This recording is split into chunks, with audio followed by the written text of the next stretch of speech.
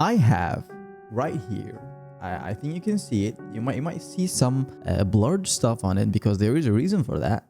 This is actually a pirated copy of Battlefield 3 that I got in, I think it was 2012 or 2013.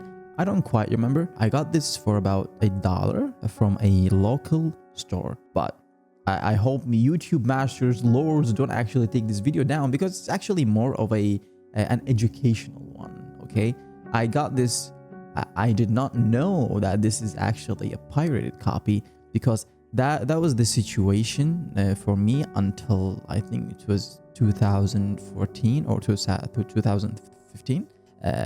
This video, I want to tell you guys about something that you don't know about our country. Maybe there's not really that much coverage on this topic. And again, it's actually an educational video. I want to talk to you guys about it because this is Battlefield 3, but I have a lot more stuff that are pirated stuff.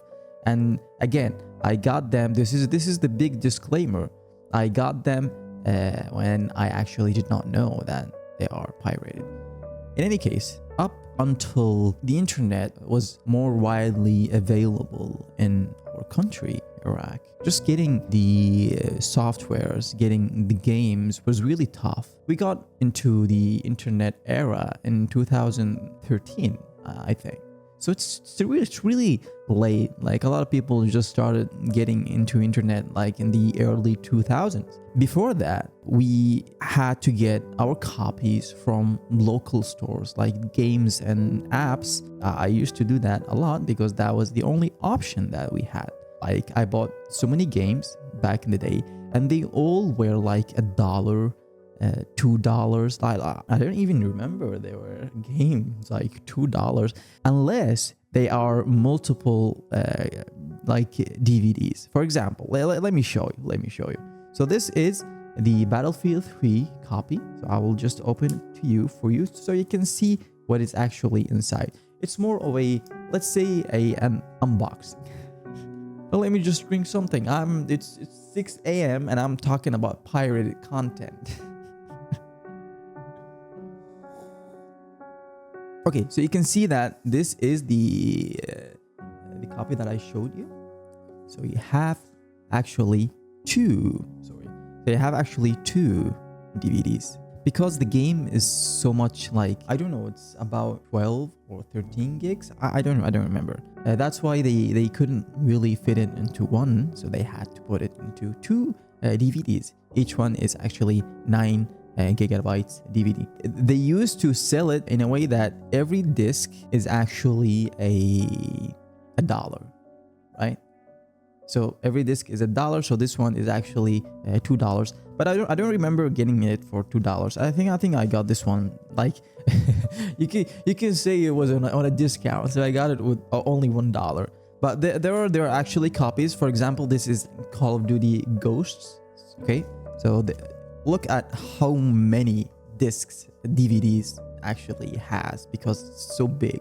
Look at that, 4 DVDs. And I actually got this for about $3. And you might say that they're so cheap. Like, of course they are cheap, but for us, this was really expensive, like unbelievably expensive.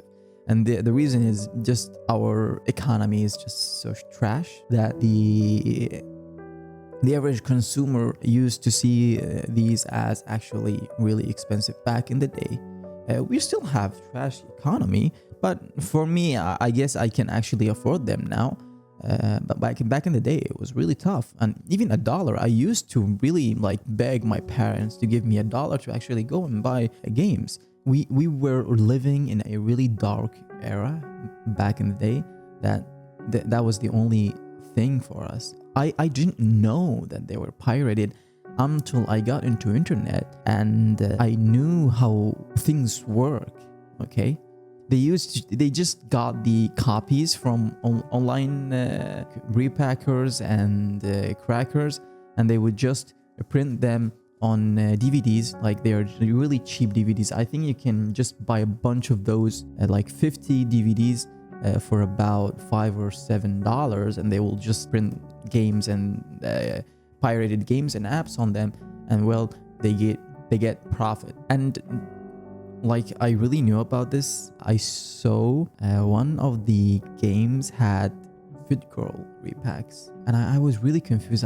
Why is Fit Girl? I really thought that those copies were genuine, like for real. I thought they were really original copies from the companies, but they were not actually genuine. Even though a lot of people might see it as some kind of an unethical or something, but for us, this is our life, okay? And I have them. I have a lot of them actually. I used to have a lot more, because from the year 2006 until the year 2013, I used to just buy those DVDs because again, that's the only thing that we had.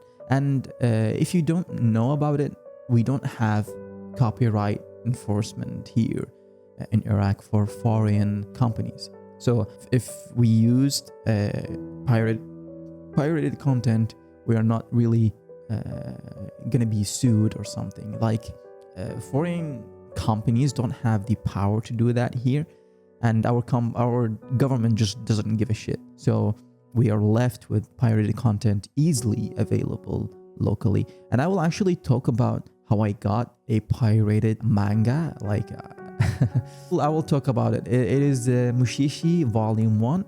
I will talk about it in another video, because I don't know where I put the manga volume. Again, I got it and I didn't know actually a pirated one. So I will make another video to emphasize that pirated content in some places, in some countries, is actually really widely available, and it's publicly available. People can open stores based on pirated content and nobody's gonna say anything, right? We don't have that enforcement that in the West. Things are a lot more free here.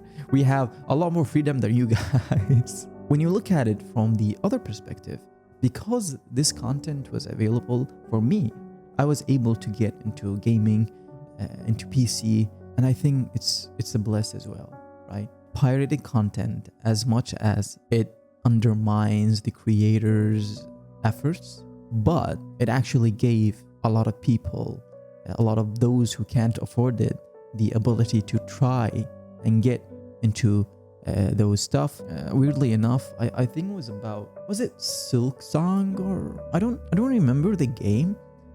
And the developer actually said that he's okay with you playing the pirated version, but please say and write reviews on it, like say if it's good or not, be more engaging with the community, because that actually helps the game. Even if you can't afford it, even if you play the pirated one, just say how good it is and give your opinion on it. It was such a nice gesture from him, because I think he knows about the situation of people who are like us, like how we used to be. I will show you actually some more of them. Okay, my brother bought this because he went into college, and you can see this is actually AutoCAD, and you can see the amount of versions that this DVD had. It was so important for him. Like he studied engineering, so he had to get this one. I wouldn't say I was flabbergasted, like, because they were cheap, so it made sense. It made sense that those copies were not genuine, and the fact that we could not, even after we got the internet, we could not play them online. It just made things a lot more clearer that it was not possible because they are actually pirated. Again, I hope you guys enjoyed it. I think Call of Duty Ghosts is the most, it had the most amount of DVDs in a game. And I think it was The Evil Within.